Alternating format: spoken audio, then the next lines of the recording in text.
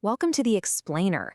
Today, we're exploring a truly cinematic lecture presented by Dr. Chem on a topic that honestly sounds like pure science fiction, but is actually reshaping our world right now. We're talking about nanomaterials for electroanalysis and how they're completely revolutionizing sensor technology. Basically, we're going to look at how manipulating matter at the atomic level is giving us the tools to monitor our health and our environment with a level of precision we've never seen before. So let's dive into this by asking a pretty fundamental question.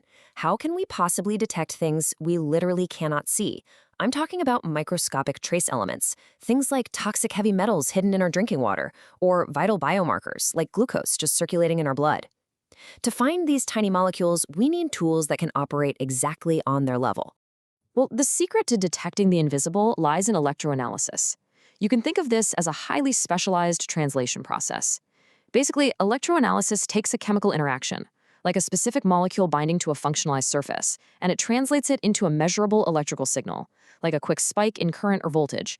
And by using nanoscale materials, we can make this translation incredibly sensitive, accurate, and lightning fast.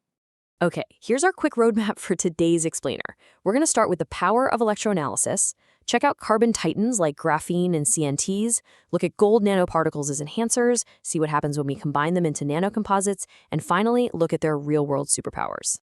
All right, let's jump straight into Section 1, the power of electroanalysis. Basically, a biosensor's architecture consists of two main parts working in tandem.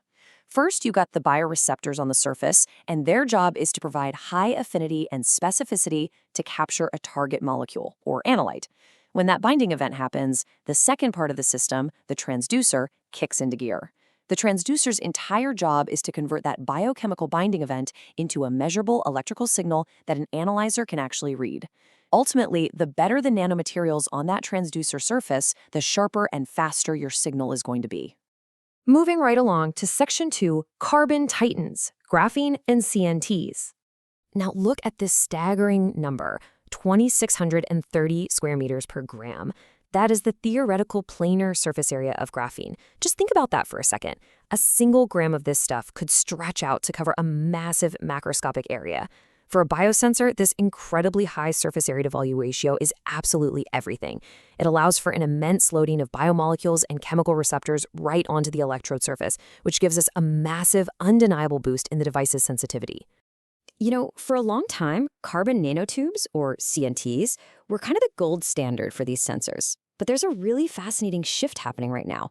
While carbon nanotubes have a one-dimensional structure and often contain metallic impurities from how they're manufactured, graphene is rapidly taking over. Why? Because graphene offers a pristine, two-dimensional honeycomb lattice of carbon atoms with virtually zero metallic impurities. That purity is a huge advantage for sensitive biosensing, and its 2D structure makes it perfectly suited for standard microfabrication. Actually, there's a bit of a catch. Pure graphene is highly hydrophobic. It strongly repels water, and it lacks the chemical functional groups we need to actually attach our bioreceptors.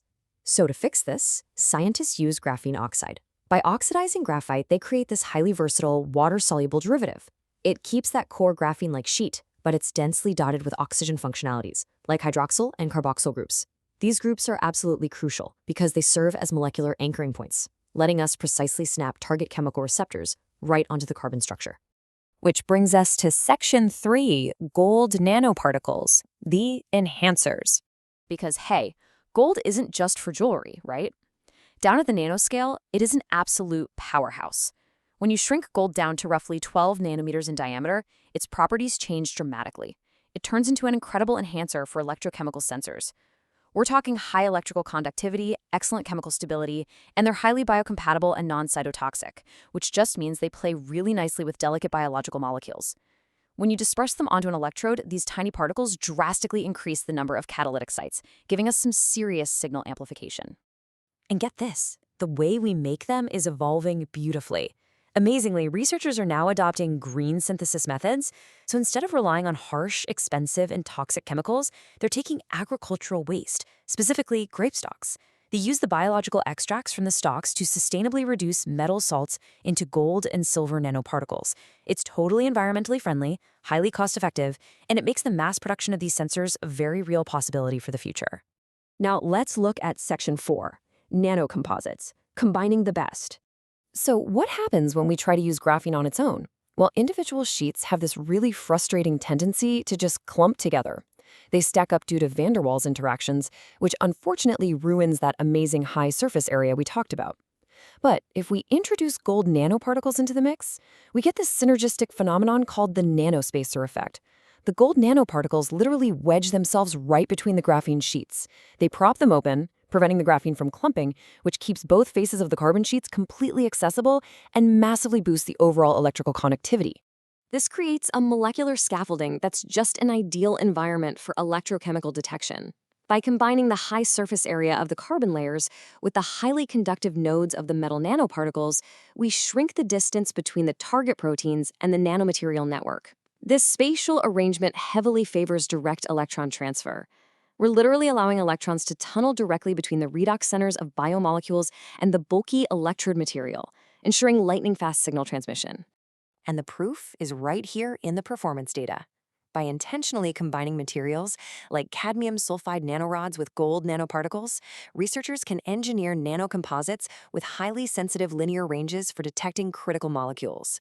Whether you're targeting cytochrome C for complex cellular analysis or just glucose for routine diabetes management, these hybrid materials consistently deliver rapid, sensitive, and incredibly stable signal detection across the board. Let's wrap things up with Section 5, Real-World Superpowers. This right here is undeniable proof of the technology in action. The electrochemical determination of uranium ions, that's uranium, in samples of spiked tap water. By using customized green nanoparticle modified electrodes, the sensor can detect exact trace concentrations of this highly toxic heavy metal just by reading distinct electrical peaks. No massive, expensive laboratory equipment needed. The nanomaterial modified electrode does all the heavy lifting instantly, right there in the sample fluid. To really put this into perspective, look at this number, 0.12 micrograms per liter. That is the incredibly low limit of detection for lead that they achieved using these functionalized screen-printed electrodes. To give you a sense of scale, that value is far stricter and significantly lower than the most rigorous international safety guidelines for drinking water. We can literally detect toxic threats long before they can cause any biological harm. By manipulating materials down to the exact atom, we've unlocked these cost-effective, robust sensors that touch almost every single aspect of our lives. They're actively monitoring industrial emissions and toxic gases in our air. They're making sure our drinking water is strictly free of mercury and cadmium. They're seamlessly tracking glucose levels for diabetes management. And they're even detecting the very DNA and proteins within our bodies to flag potential diseases before physical symptoms ever appear. Ultimately, integrating materials like graphene and gold is rapidly pushing diagnostics right out of the expensive centralized laboratory and directly into our hands. Point-of-care technologies mean you get laboratory-grade precision at a local clinic, out in the field, or even in your own home instantly. Which leaves us with a pretty thrilling thought to end this explainer on. If we can already detect the invisible with such staggering precision today, literally finding parts per billion in a simple drop of water, what unimaginable secrets of human health will these nanosensors unlock tomorrow? When our diagnostic tools are built atom by atom, the future of personalized medicine is truly boundless. Thanks for joining me on this deep dive. Keep asking questions and keep exploring.